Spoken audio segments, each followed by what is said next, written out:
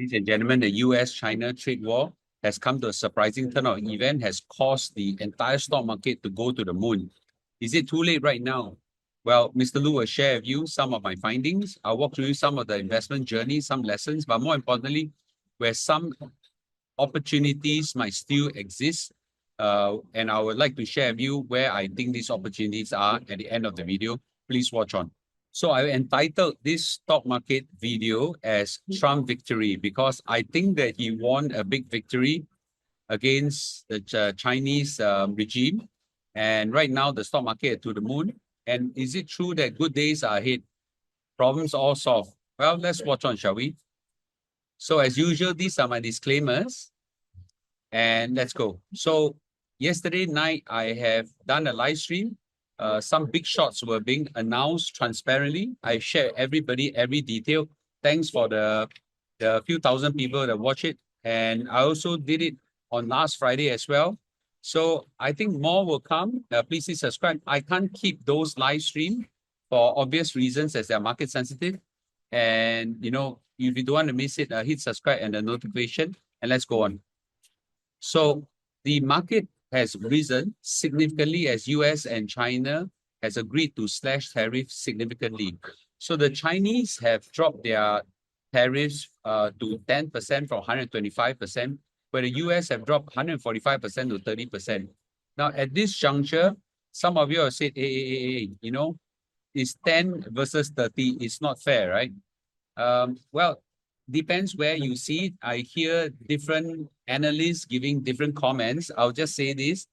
While it seems optically everybody had dropped 115%, so it's fair, right?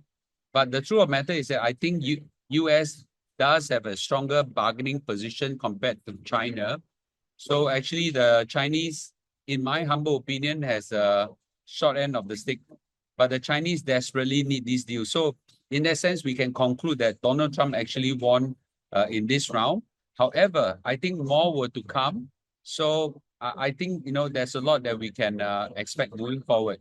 But at 30%, I think some of the trade can continue, meaning that some of the Chinese goods can now enter into US. I mean, there are ways to play around the system, right? You can adjust your invoices, you can play with numbers and things like that. I'm sure the US port officials could close an eye and things like that. You know, things can happen. But right now, 10:30 is very obvious who's the winner.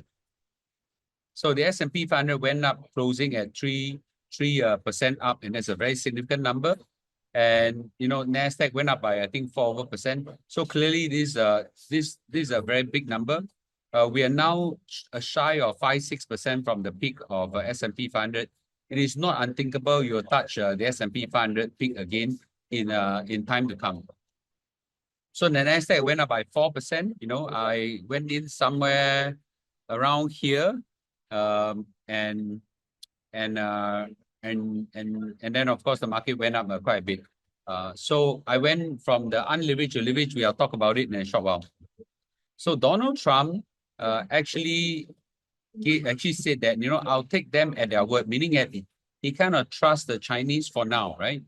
He says that the relationship is very good. We're not looking to hurt China. And, you know, he's possibly going to speak to President Xi Jinping at the end of the week. So they have a good relationship, according to Donald Trump.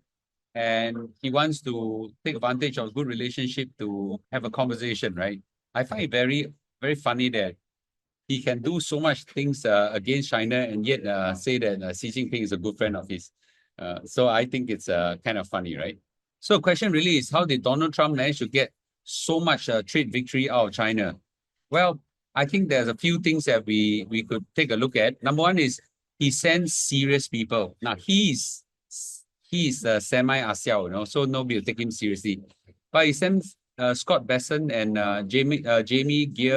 Jamison Gear, which are more serious people, and the Chinese counterpart view them as serious, level-headed, and empowered. Empowered is an important comment, and they have this flexibility and authority given by Trump, and that's a good thing. Now, there's this part that Besson always said, you know, that Trump created this thing called strategic uncertainty. in short, is Donald Trump's insane flip-flopping and creating a lot of insanity and drive people crazy. And he called it strategic uncertainty, which means basically it's a strategy to create all this flip-flopping uncertainty and drive people mad. And this is something that we talk about, that Trump uses this repeatedly since he was in his younger days in his business. And you just extrapolate that right now into trade wars and things like that. He deliberately do that. So therefore, this whole trade war really is about understanding Trump and nothing else. So they use a strategy called shock and awe, right? Like whack you, chala, then surprise you, and then and further impress upon you, and then hit you again and that kind of thing.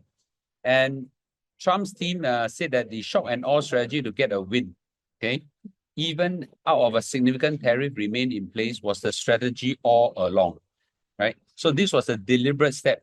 And I don't think they are house selling on this one. It's quite true because Trump has been consistently inconsistent throughout his whole life.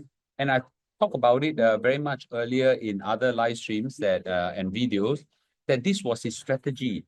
And this is not something that we could predict using economic models and economic history and forecast. This is really understanding and ask our president in order to do that. So his pretense of insanity, flip-flopping, all this seems to really work and got a lot out of the Chinese. So I'm actually quite impressed, even though I don't like him. I'm quite impressed that he managed to pull this through. Now the key issue is, what does he want out of China? So the key issue really is this big number, $300 billion. There is a big trade deficit that US have with China of $300 billion. And of course, China benefit tremendously from this $300 billion. And what he wants is to have some rebalancing of this number, reduce this number, and in order to deliver real lasting benefits to American workers, farmers, businesses, and so on. So now these talks will continue moving forward. And I think the more they talk, hopefully, the more the likelihood of a complete peace agreement, so as to say, will continue. Now, there were people who actually wrote that President Trump have caved in, okay? Donald Trump has chickened out. I think that is true as well. But you know what? It is okay for him to cave in and chicken out if he get exactly what he wants. I would rather he do that than to send the entire world's economy down in a path where there's no return. But think about the alternative, right? If he don't tariff back at this time, don't pull back this time, just time in a timely manner, what will happen is that shipment into US come to a stop and totally collapse. China side collapse, US side collapse, everything collapse, the stock market crash even more. That will be far worse, right? So I think he pulled back at the right time. To him, his credibility is not important. He has no shame, so as to say, right? He's only outcome based, He has no friends, no enemies, has only interests. So I think he make that consistently and very clear. And that actually produces, I think, quite a good result for him and for US. And I would say that in some sense for China as well, the worst case scenario might be over. So right now, Donald Trump, after settling China, is going after another bloc, which is EU. Now, he called EU, European Union, nastier than China. That's funny, right? So US president now launches blistering new trade attacks against Brussels as he agrees to cool tariff war with Beijing, right? So after settling Canada, Mexico, China, he now go after one of the biggest enemy, which is EU. So Donald Trump now said that EU is worse than China hours after Washington and Beijing agree to slash respective punitive tariff and de-escalate the trade war. European Union is many ways nastier than China. Okay, Trump said, they will come down a lot. You just watch. We have all the cards. They treat us very unfairly. So the next trade war environment is going to be EU. So let's just watch what's going to happen there. Now, this is quite an interesting development because Trump's comments mark a significant departure from his warm words about EU Commissioner Ursula, as he used to call her as fantastic, and hope that they both will meet soon. Now, he's going after EU, right? Again, he flip-flop. Nobody can predict his mood. So, so right now, there is going to be quite a lot of negotiation between US and EU. And I would say that the outcome most likely would be good for US. The EU has threatened countermeasures or counter tariffs that could hit $95 billion of US goods if negotiations to end the trade war fail. Okay. And EU Commissioner President Ursula has actually said that there are good deals that can be made for the benefit of consumer and businesses on both sides of the Atlantic. Okay. Right now, US have imposed 25% tariff on EU aluminium, steel, 25% on cars, and a 10% tariff on all EU imports. So right now, it's aggressive trade war between US and EU. Most likely, my take is there's going to be some kind of settling on this. Any kind of agreement will be good for US. So you think about it right now, US versus UK, US is the winner. US versus China, US is the winner. US versus EU, most likely US is going to be a winner, and so on, right? So those people who still have a lot of positions in US stocks, I think the good days are going to be ahead in the mid to long term. So the US trade war has three fronts right now. Imagine right now it's like World War III, right? US fighting in three fronts. And the first front is with China, that they more or less came to a ceasefire. Hopefully, the final agreement will be signed and there will be peace agreement forward. I'll talk about scenarios later. Now the war has just started with EU. Most likely, they will come to a negotiation. Any kind of negotiation outcome most likely will be good for US. And then there's a whole bucket called the rest of the world. Japan, Korea, India, whatever, Papua New Guinea, whatever, right? Singapore, all this, right? So a huge part of it, I put them all under one bucket called rest of the world. At this juncture, US is very clear. I go after China and EU first. The rest of the world, some small negotiation happening. So we'll analyze the rest of the world and EU later. We focus on China right now. So what lies ahead for China in the next 90 days? Number one is, one scenario could be that there will be a lowering of tariffs now to 10% on both sides. I don't think 10% will ever go away from US side.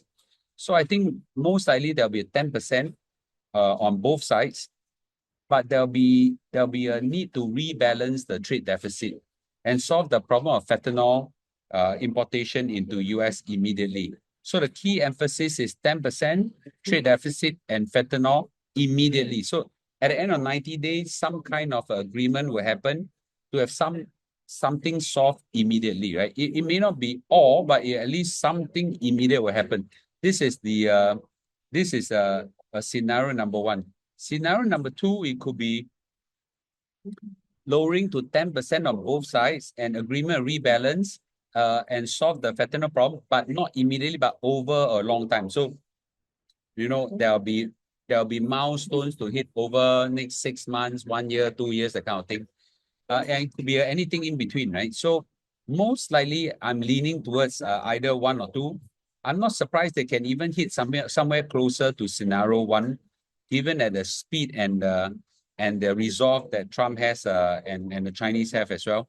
So I can see now the Chinese are quite desperate, and in some sense, Trump has the upper hand. You may not like it, but this is what the things are showing. And the worst outcome is no agreement. Fallout, everybody walk out, aggravation of trade war, and all over again, and there'll be a disaster. I don't think so. I don't think it will happen. If it happens, then good luck to all of us. But I don't think so, right? So most likely it will be a scenario 1 and 2. In that sense, if that's what I think, and that's what probably the whole market think, then I think good days are forward for stock market.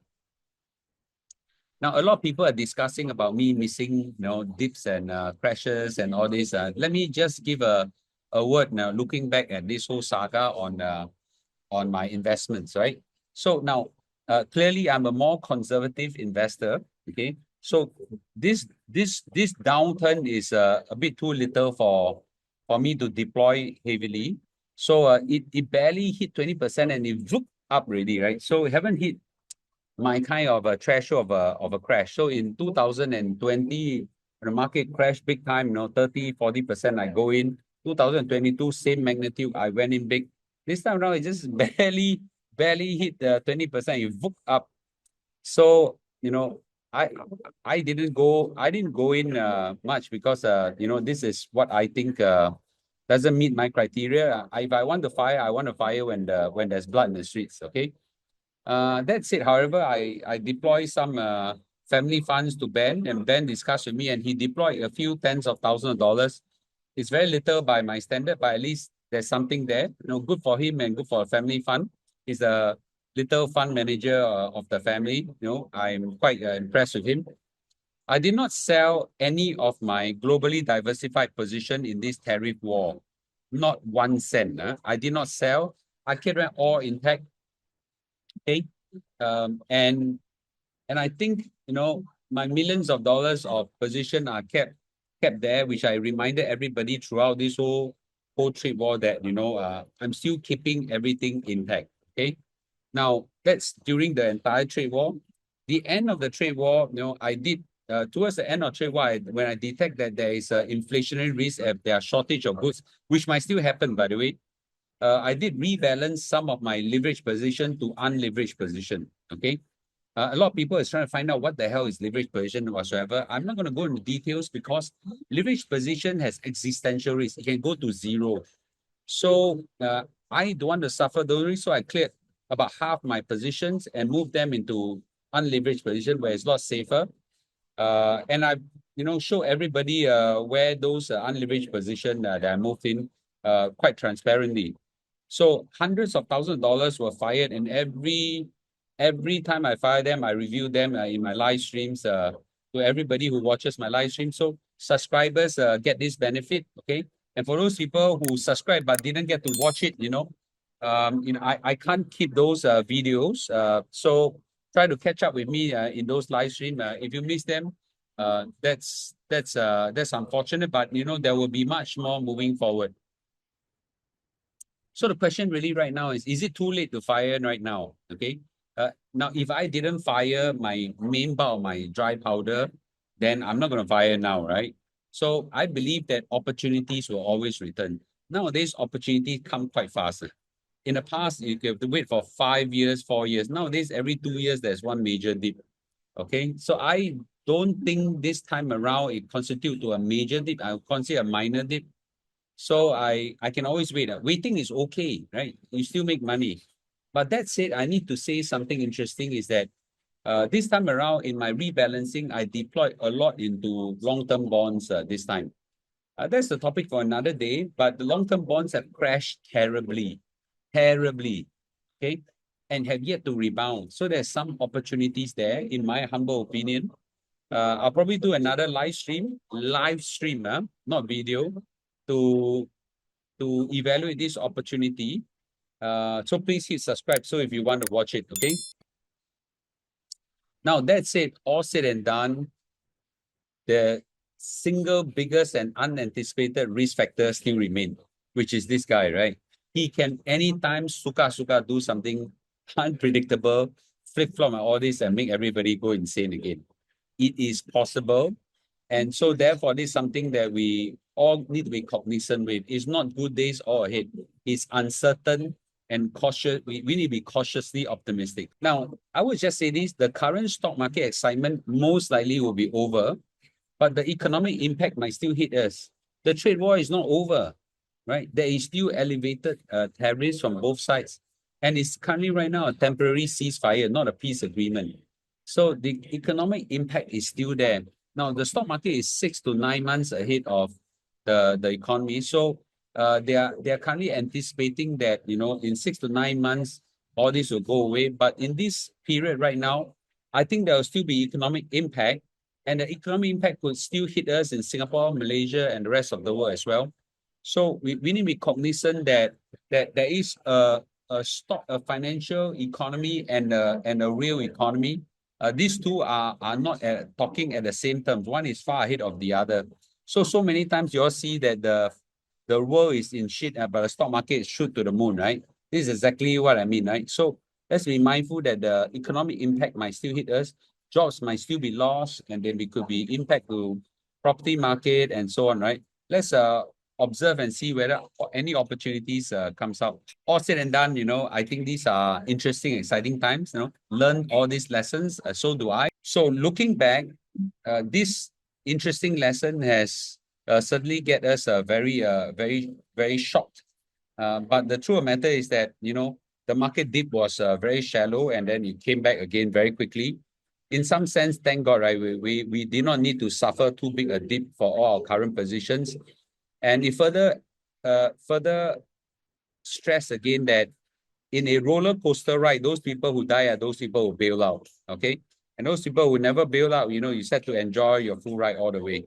So let's continue to watch on. I think the excitement is not over. There'll still be some volatility here and there. And keep track of some of my exciting live stream that will come. And I'll see you in a day or two. Bye-bye.